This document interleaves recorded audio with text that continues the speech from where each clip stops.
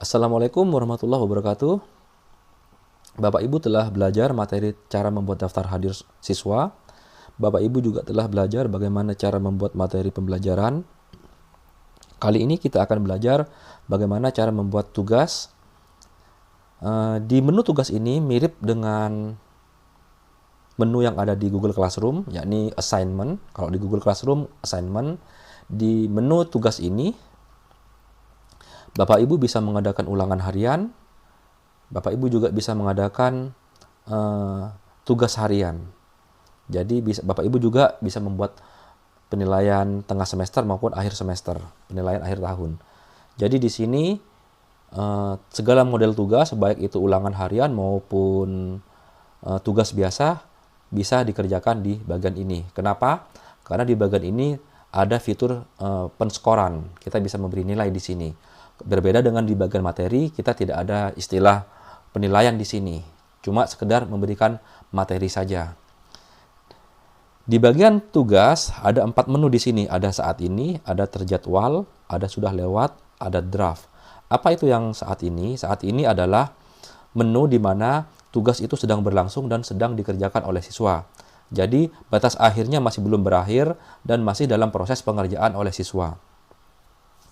Sedangkan yang bagian terjadwal adalah tugas itu sudah kita buat, sebagai guru sudah membuatnya, tetapi kita jadwalkan untuk waktu yang akan datang, misalnya besok ataupun lusa ataupun minggu depan, tugas itu baru bisa tayang atau bisa secara otomatis terposting. Jadi kita jadwalkan waktunya. Sedangkan yang sudah lewat adalah tugas yang sudah berakhir batas waktu pengerjaannya dan anak-anak sudah mengumpulkan. Di sini akan terlihat siswa yang sudah mengumpulkan dan siswa yang tidak mengumpulkan. Sedangkan yang di bagian draft adalah bagian rencana pengerjaan masih rancangan, tugasnya masih rancangan ataupun ulangan hariannya masih rancangan dan sedang dalam proses pengerjaan oleh guru. Jadi masih belum tayang ataupun belum dijadwalkan, masih belum finish atau belum final. Lanjut saja, apabila Bapak Ibu ingin membuat tugas, maka Bapak Ibu silahkan klik tambah tugas. Nah, di sini misalnya saya memberikan judul tugasnya latihan tugas KD 3.1. Di bagian judul Bapak Ibu bisa mengisi apa saja. Topik juga silahkan bebas. Saya misalnya topiknya kompetensi dasar 3.1. Deskripsinya silahkan ikuti instruksinya dan kerjakan sebelum batas akhir pengumpulan.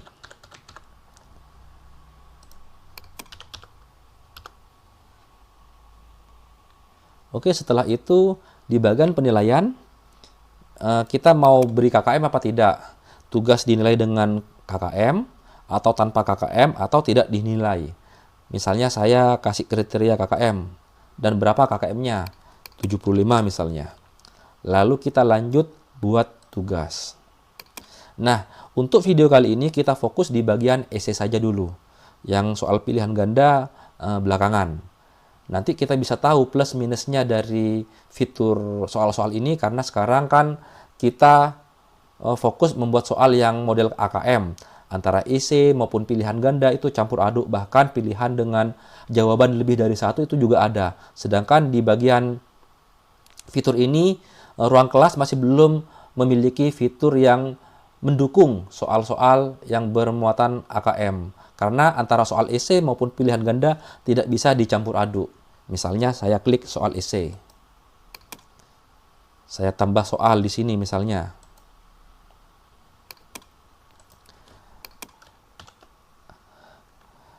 Apa yang dimaksud dengan gerhana misalnya soalnya. Nah, ini soalnya ngaco Bapak Ibu ya.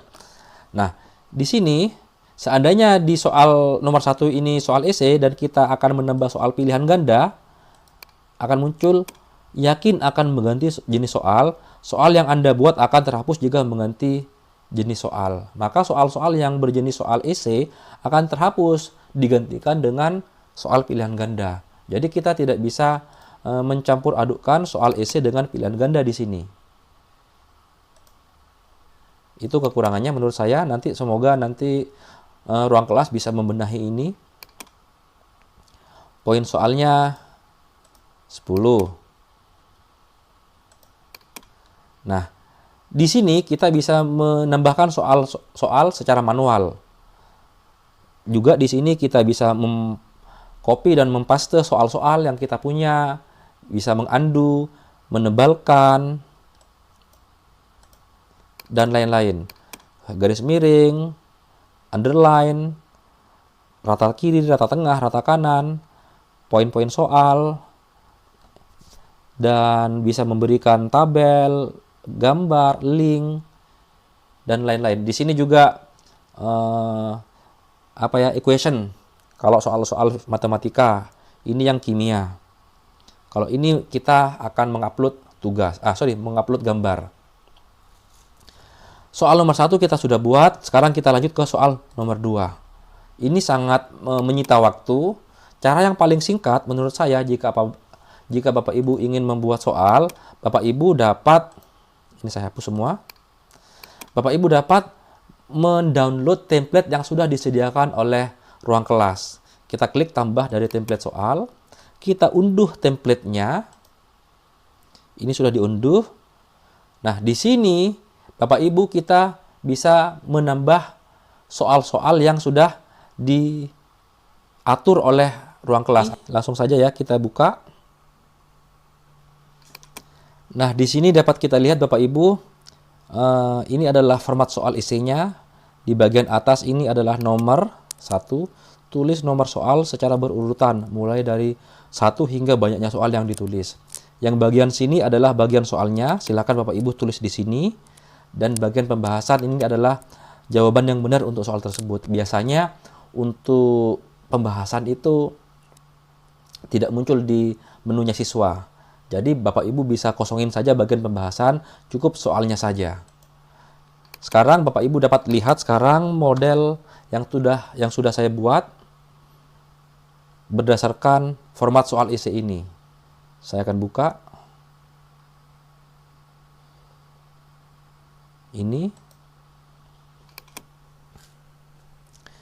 Ini adalah soal yang sudah saya buat berdasarkan format soal yang sudah disediakan oleh ruang kelas.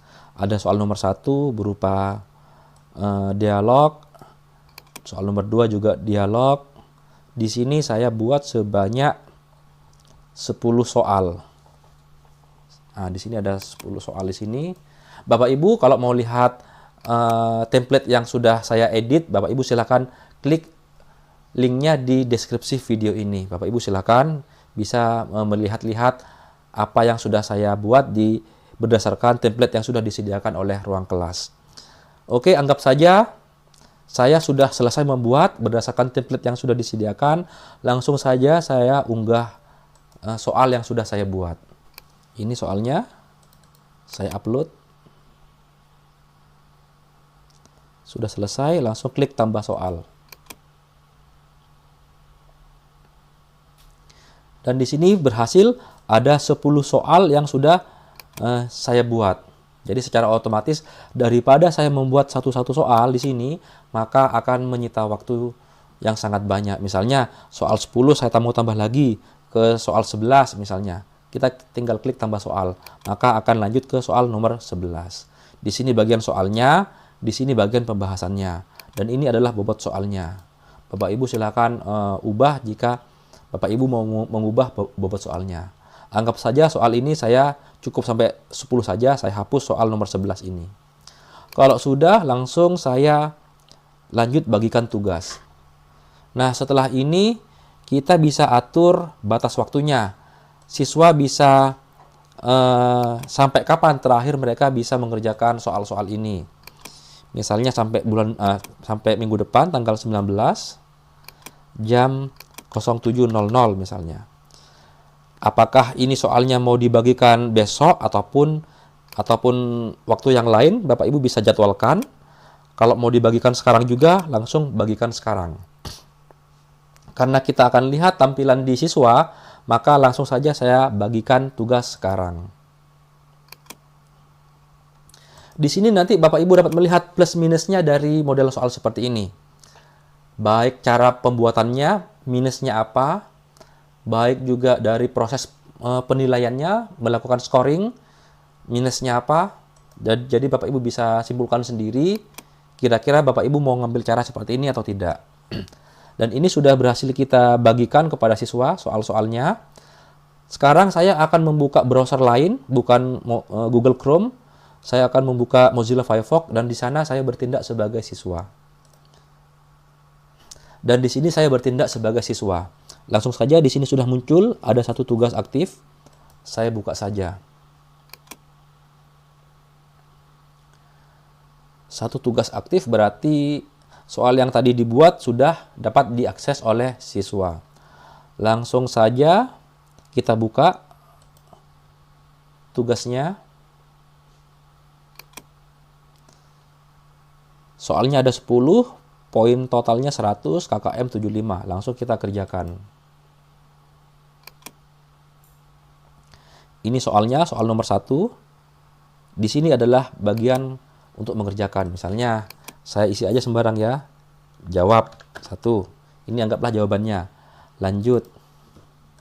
2. Ini jawaban nomor 2. 3. Jawaban nomor 3. 4. Jawaban nomor 4. 5. Kalau mau ditambah berkas, bisa ditambah berkas di sini.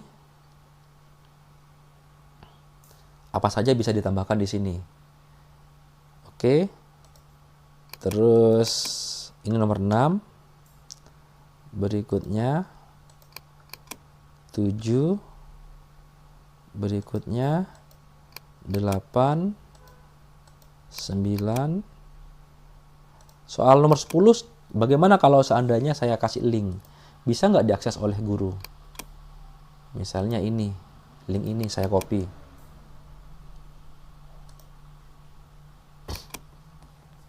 Siapa tahu nanti ada siswa yang menyetorkan tugas berupa link YouTube yang mereka presentasi atau perform di situ. Coba saya store berupa link di sini.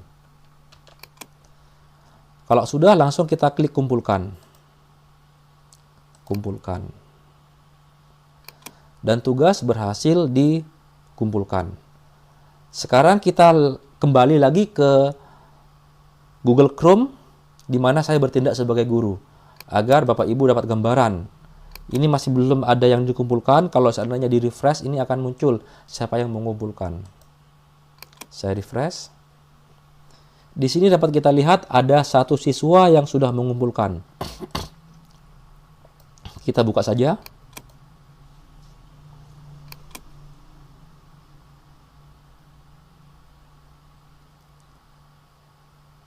Kita langsung klik pekerjaan siswa.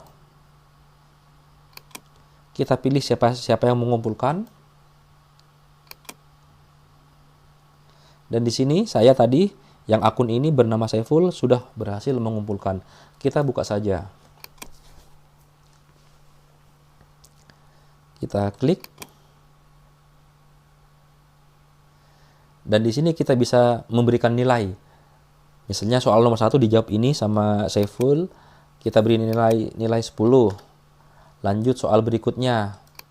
Kita beri nilai 10 lagi. Soal berikutnya beri nilai 5 misalnya. Berikutnya 10. Beri nilai 10. Ini 5. 5, 10, 10, 10. Lalu kita lanjut ke memberikan penilaian. Maka akan muncul nilainya 85. Dari sini dapat kita simpulkan pertama, untuk membuat soal IC dengan cara seperti ini, minusnya ya, sangat menyita waktu. Karena kita kalau seandainya menambah secara manual akan banyak sekali ya pekerjaan kita. Yang kedua, apabila kita membuat soal berdasarkan template tadi, berarti kita sedikit terbantu, pekerjaan kita jadi cepat untuk membuat soal. Tetapi minusnya di sisi lain adalah kita akan sangat habis waktunya untuk melakukan scoring. Karena kita tinggal memberi nilai 10, klik next berikutnya, terus pilih lagi, kasih nilai lagi di soal nomor 2, klik next lagi sampai nomor 10. Bayangkan jika dalam satu kelas itu ada 30 siswa misalnya, akan sangat menyita waktu. Jadi seperti itu kalau kesimpulan saya. Terus yang kedua, kesimpulan saya yang lain, soal esai ini tidak bisa dicampur adukkan dengan soal pilihan ganda. Jadi itu adalah koreksi kedua saya. Jadi kita tidak bisa membuat soal AKM di sini. Kita di soal nomor 1 maunya soal esai, soal kedua kita mau memberikan soal pilihan ganda, bahkan pilihan soal dengan jawaban lebih dari 1 masih belum disediakan oleh fitur ruang kelas ini. Tetapi kembali kepada Bapak Ibu, apakah Bapak Ibu akan menggunakan ini atau dengan cara lain, tetapi di video berikutnya akan saya bahas caranya, karena di ruang kelas ini lebih banyak manfaatnya daripada kekurangannya, maka kita tetap menggunakan ruang kelas ini karena siswa sangat terbantu dengan ruang kelas ini dibandingkan Google Classroom. Di video berikutnya akan saya carikan solusi bagaimana cara mempersingkat waktu penilaian, mempersingkat waktu pembuatan soal, dan ada satu lagi minusnya dari aplikasi ini, apabila siswa itu diberi link tugas dan siswa itu membuka aplikasi dengan aplikasi yang bawaan Play Store, maka link videonya itu tidak bisa dibuka ataupun linknya itu tidak bisa dibuka. Tadi saya sudah nyoba, ketika membuka link error. Setelah saya cari solusinya, sudah ditemukan, nanti Bapak Ibu dapat tonton di video berikutnya. Untuk sementara Bapak Ibu belajar bagaimana cara membuat tugas dengan model soal esai ini. Jadi seperti ini cara membuat tugas model esai di ruang kelas. Semoga bermanfaat. Terima kasih dan wassalamualaikum warahmatullahi wabarakatuh.